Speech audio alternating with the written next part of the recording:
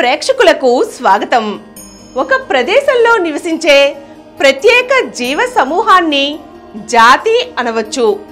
మానవులలో ప్రతి జాతికి ప్రత్యేకంగా ఒక సంస్కృతి అంటూ ఏర్పడింది. ఇటువంటి వివిధ జాతుల ప్రజల సాంస్కృతుల సమ్మేళనమే సాంస్కృతిక వైవిధ్యత. సాంస్కృతిక వైవిధ్యత అనేది అందరినీ కలుపుకుని పోయే ప్రత్యేక చర్య. ఇదే మనిషి ప్రత్యేకత.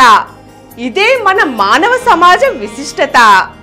జాతి మొత్తం ఒక్క త్రాటిపై నడిస్తే అద్భుతాలను సృష్టించవచ్చు. మరి జాతులు, మతాలు అన్నీ సమానమే, అన్నీ ఒక్కటే అని నమ్మితే, దానిని ఆచరిస్తే ఈ సృష్టినంతటిని అద్భుతంగా తీర్చిదిద్దుకోవచ్చు.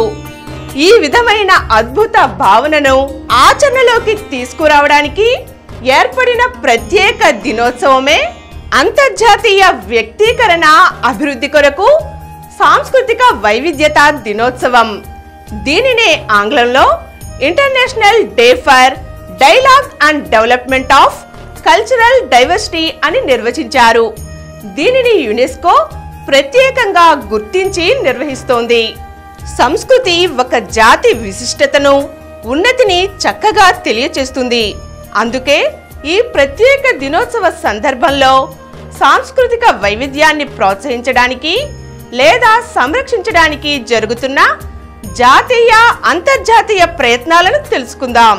విభిన్న సాంస్కృతిక వస్తువులు లేదా సేవల లభ్యతను విస్తృతిపరచడం, వివిధ రకాల కళాత్మక శైలులు, జీవన శైలులను కాపాడుకోవడం, ఒక దేశ సంస్కృతిలో విభిన్న జాతి సమూహాల భాగస్వామ్యాన్ని ప్రోత్సహించడం, అలాగే సాంస్కృతిక సాంప్రదాయాల వైవిధ్యం, వారసత్వాన్ని ప్రతిబింబించే మ్యూజియంలు, వారసత్వ సంస్థలను నెలకొల్పడం.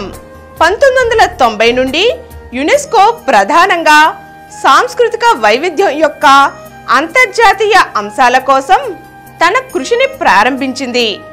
ఇది సృజనాత్మక పనులతో పాటు జీవనశైలి, విలువలు, వ్యవస్థలు, సాంప్రదాయాలు మరియు నమ్మకాలపై దృష్టి సారించింది. అంతర్జాతీయ చట్టసభలలో సాంస్కృతిక వైవిధ్యం జీవ వైవిధ్యానికి సారూప్యంగా వర్ణించబడింది. యునెస్కో యొక్క జనరల్ కాన్ఫరెన్స్ 2001లో దీని ప్రత్యేకతను గమనించింది. సాంస్కృతిక వైవిధ్యంపై సార్వత్రిక ప్రకటనను వెలువరించింది. ప్రకృతికి జీవ వైవిధ్యం ఎంత అవసరమో మానవ జాతికి సాంస్కృతిక వైవిధ్యం కూడా అంతే అవసరమని ఈ ఆర్టికల్లో పేర్కొంది. సాంస్కృతిక వైవిధ్యతను ఒక ప్రాంతంలో లేదా ప్రపంచం మొత్తంలో మాట్లాడే భాషల సంఖ్యను లెక్కించడం ద్వారా కొలుస్తున్నారు. అయితే దీనిలో మేధో సంపత్తి, కళలు, మతాలు, ఆచార వ్యవహారాలు, నిర్మాణాలు, ఆహార విధానాలు కూడా చేర్చబడ్డాయి. యునెస్కోచే 1972లో స్థాపింపబడిన ప్రపంచ వారసత్వ జాబితా ప్రధానంగా నిర్మాణ లక్షణాలను, వాటి స్మారక చిహ్నాలను గుర్తించింది. సాంస్కృతిక వైవిధ్యం, సాంస్కృతిక సంభాషణల విలువను సూచించే మొట్టమొదటి అంతర్జాతీయ సాధనం సాంస్కృతిక వైవిధ్యంపై యునెస్కో యూనివర్సల్ డిక్లరేషన్ను 2001లో ఏకగ్రీవంగా ఆమోదించింది. సంస్కృతిని అన్ని రకాలుగా పరిరక్షించడం కోసం దేశాలు, సంస్థలు కలిసి పనిచేయాలని ఇది పిలుపునిచ్చింది. 2005లో యునెస్కో స్వచ్ఛంద విరాళాల ద్వారా నిధులతో సాంస్కృతిక వైవిధ్యం కోసం ఒక అంతర్జాతీయ నిధిని IFCDని సృష్టించింది. ఇది అనేక దేశాల సాంస్కృతిక విధానాలు, సాంస్కృతిక పరిశ్రమలను అభివృద్ధి చేసే నిర్దిష్ట కార్యకలాపాల కోసం నిర్దేశింపబడింది. దీని ద్వారా అభివృద్ధి చెందుతున్న దేశాలకు నిధులు అందుబాటులో ఉంటున్నాయి. ఏప్రిల్ 2023 నాటికి 69 అభివృద్ధి చెందుతున్న దేశాలలో 140 ప్రాజెక్టులు ఈ IFCD నుండి నిధులతో నిర్వహింపబడినట్లుగా యునెస్కో నివేదించింది.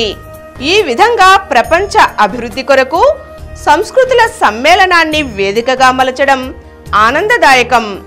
అయితే సాంస్కృతిక విధాన పండితుడు సాంస్కృతిక వైవిధ్యం వివిధ కారకాల నుండి నిరంతర ముప్పును ఎదుర్కొంటుందని గమనించారు. ఎందుకంటే దిగుమతి చేసుకుంటున్న వినోదం దేశం యొక్క స్వంత సంస్కృతిపై ఆసక్తిని దెబ్బతీస్తోంది. నాగరిక సమాజాల మనుగడ మానవతా విలువలపై ఆధారపడి ఉంది.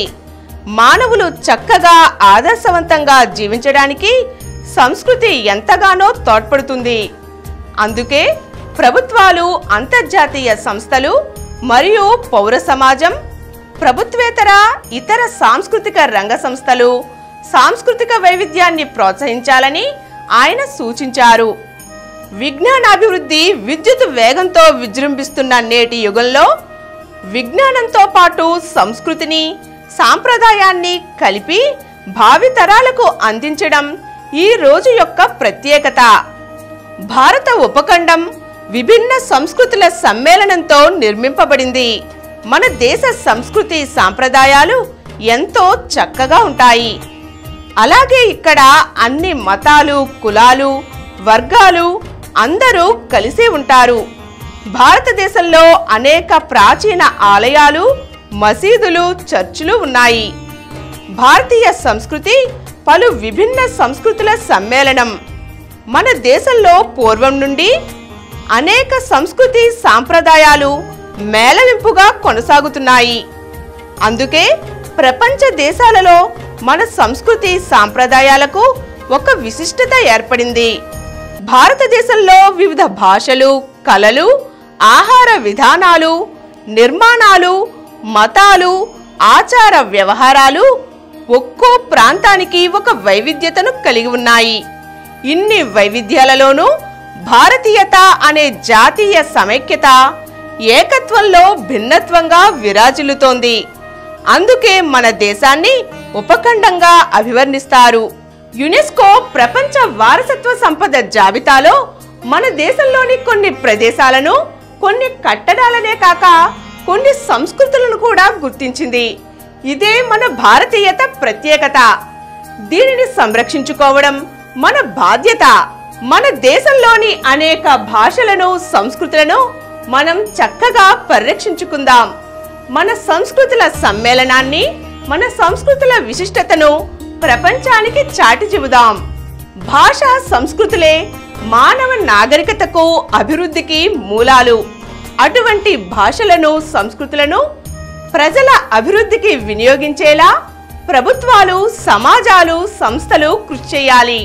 ప్రపంచంలోని అన్ని భాషలను, సంస్కృతులను ఒక్కటిగా గుర్తించి గౌరవిద్దాం. విశ్వమానవ కుటుంబం, వసుదైక కుటుంబం అనే భావనను ఫరిడవిల్లేలా చేద్దాం. ప్రేక్షకులకు అభినందనలు.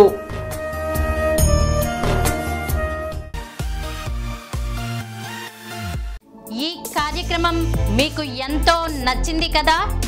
ఇటువంటి మరిన్ని వీడియోల కోసం అనతి కాలంలోనే 20 కోట్ల వ్యూస్ సాధించిన డాక్టర్ సమరం మల్టీ ఛానల్ నెట్వర్క్ సమర్పించు గోరా ప్రగతి ఛానల్కు సబ్స్క్రైబ్ చేయండి, లైక్ చేయండి, మీ ఫ్రెండ్స్కి షేర్ చేయండి. అలాగే ప్రక్కనున్న గంట సింబల్ని ప్రెస్ చేయడం మర్చిపోకండి.